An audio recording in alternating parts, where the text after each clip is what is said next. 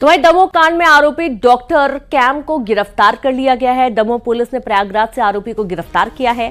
Damoh police आरोपी को लेकर दमोह पहुंच रही है। तो वहीं डॉक्टर पर फर्जी डिग्री लेकर ऑपरेशन करने का आरोप लगा है।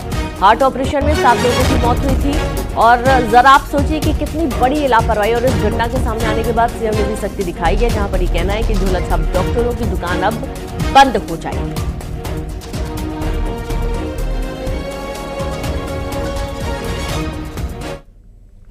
इसकी आधिकारिक पुष्टि मैं कर रहा हूं कि हमने प्रयागराज से इसको आरोपी डॉक्टर को पकड़ा है और हमारी 3 टीमें इस पर काम कर रही थी। हमारे पास ऑफिशियल कंफर्मेशन मिल गया है कि ये वहां पर प्रयागराज के एक वोमैक्स जो है टाउनशिप है, जहां से इसको हमने इसके फ्लैट को पकड़ा है और हमारी टीम इसको वहां से लेकर आ रही है। और इसके साथ कुछ फाइल्स, कुछ डॉक्यूमेंटेशन भी वहां बरामद हुए हैं, जिसको अभी हम इन्वेस्टिगेशन में शामिल करेंगे। इसकी गिरफ्तारी सर कैसे हो गई? देर रात मुकदमा कायम हुआ और रात में पकड़ गए, ऐसा कैसे? हमारी टीम लगातार इस चीज़ पर काम कर रही थी। पिछले कुछ समय से जब से ये कंप्लेंट प्राप्त हुई है और ये डॉक्टर के बारे में ये पता लगा कि ये फरार होता रहता है, यहाँ से भी बिना बताए फरार हो गया था, तो नो डाउट कि इसमें हमें सफलता बहुत जल्दी मिली है। दमोह में एक डॉक्टर मामले पर डिप्टी सीएम और स्वास्थ्य मंत्री राजेंद्र शुक्ल ने कहा कि जिस तथा कथित डॉक्टर को लेकर बात सामने आई है, उसके खिलाफ एफआईआर हो गई है, जांच चल रही है। डिप्टी सीएम ने कहा कि जांच की रिपोर्ट का इंतजार है, जो भी जांच में आएगा उसके हिसाब से कड़ी से कड़ी कार्रवाई की जाएगी। कथित डॉक्टर को लेके बात सामने आई है, उसके खिलाफ एफआईआर हो गई है, जांच भी चल रही है, जांच की रिपोर्ट का इंतजार कर रहे हैं। एक बार प्रामाणिक रूप से ये साबित हो जाए जो आरोप लगाए गए हैं, उसके बाद जो भी कड़ी से कड़ी कार्रवाई होगी वो की जाएगी।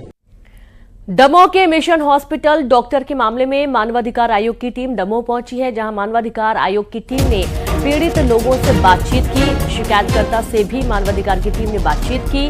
मानवाधिकार आयोग की टीम से बातचीत करने के बाद दमोह कलेक्टर और पुलिस अधीक्षक ने कहा कि मानवाधिकार आयोग की टीम 2 दिन तक दमोह में रहकर मामले में जांच करेगी।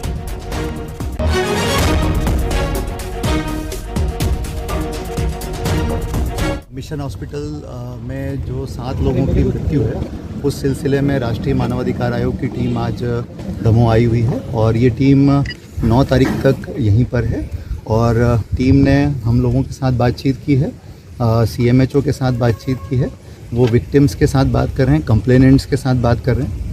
ये सिलसिला कल भी जारी रहेगा। एनएचआरसी की टीम जो है वो भी इसी संबंध में यहाँ आई हुई है, जो सभी विक्टिम्स, कंप्लेनेंट, अथॉरिटीज़, सीएमएचओ और जिसमें जो अनावेदक हैं, उन सभी से सबके स्टेटमेंट लेंगे और उसके बाद अपनी रिपोर्ट तैयार करके वो इस संबंध में हमें आदेशित शिकायत कर।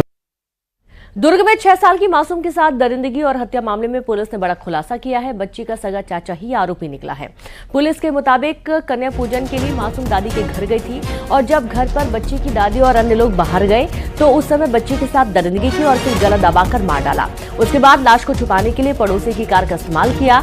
आरोपी को पता था कि पड़ोसी के कार का डोर लॉक खराब है, जिसका फायदा उठाते हुए लाश को कार में छिपा दिया।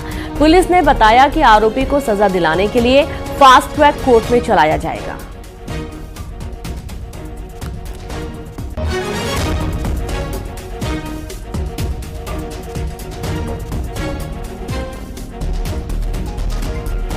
टेक्निकल इंट और फिजिकल एविडेंस के आधार पर आज जब PM report, short PM report का खुलासा हुआ, जब हमें मिला उसमें सेक्सुअल असल्ट होना पाया गया, डॉक्टरों की टीम से चर्चा की गई और जब हमारे जो एविडेंस है और पूछताछ के जो उनके बयान हैं और जो उनके कथन हैं और उनकी स्वीकारोक्ति है, आरोपी की जो स्वीकारोक्ति है, उसके आधार पर ये निष्कर्ष पर पहुंचा गया कि ये आरोपी सोमेश यादव है, जो उस बालिका जो बच्ची है उसकी सगा चाचा है।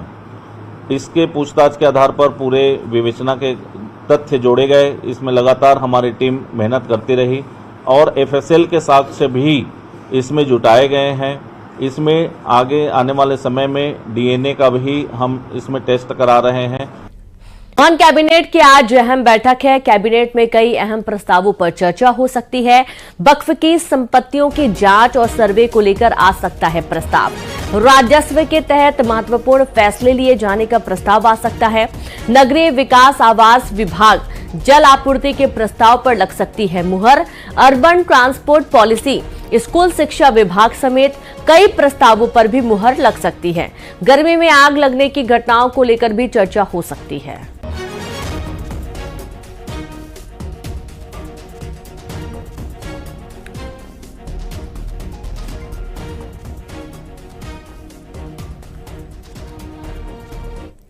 सीएम विष्णुदेव साय ने कहा कि बस्तर स्वर्ग है जिसमें नक्सलवाद एक कलंक है। देश के गृह मंत्री अमित शाह बस्तर दौरे पर आए थे और उन्होंने कहा कि 31 मार्च 2026 तक छत्तीसगढ़ से नक्सलवाद खत्म हो जाएगा, जिसके लिए उन्होंने जवानों के नए कैंप खोलने, सुरक्षा व्यवस्था का दायरा बढ़ाने के निर्देश भी दिए हैं।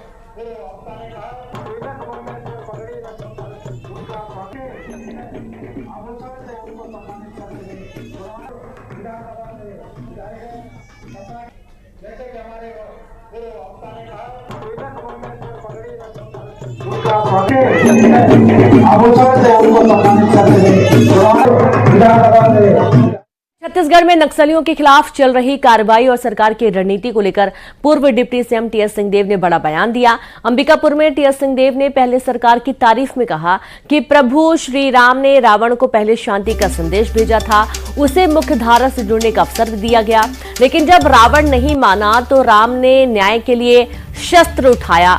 ठीक वैसा ही आज सरकार नक्सलियों के साथ कर रही है।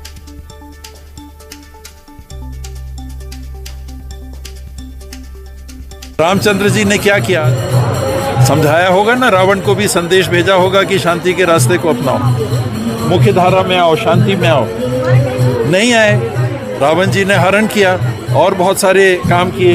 यज्ञों में दानव आते थे और यज्ञ को भंग करने की कोशिश करते थे कि भाई मत करिए, पहले चर्चा होती है, नहीं माने, फिर राम जी ने शस्त्र उठाए। सेम नक्सली के खिलाफ ऐसे ही हो रहा है, सेम नक्सली के खिलाफ सेम कि पहले आइए, मुख्य धारा से जुड़िए, नहीं मानेंगे तो चर्चा करेंगे आपसे क्या दिक्कत है, फिर भी नहीं मानेंगे और हथियार उठाएंगे। आपसे बात हो रही है और आप नहीं मान रहे हैं और बैठे हुए हैं तो कोई बात नहीं, लेकिन अगर हथियार उठाएंगे, फिर भी बात करने के बाद हथियार उठाते रहेंगे तो फिर हथियार का जवाब हथियार से ही देना पड़ता है।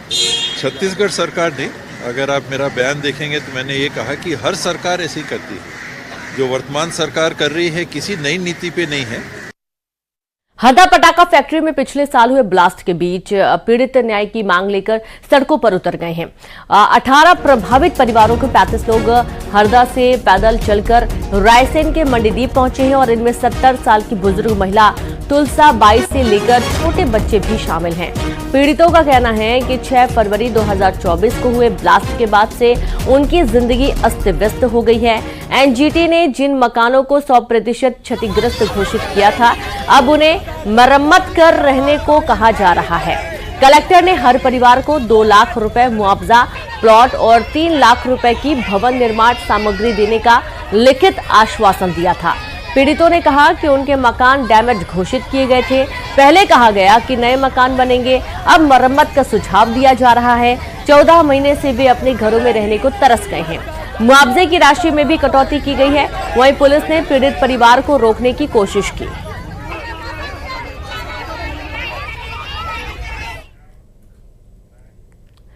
केंद्रीय कृषि मंत्री शिवराज सिंह चौहान के बेटे कार्तिकेय सिंह अपनी नवविवाहिता पत्नी अमानत चौहान के साथ सीहोर पहुंचे।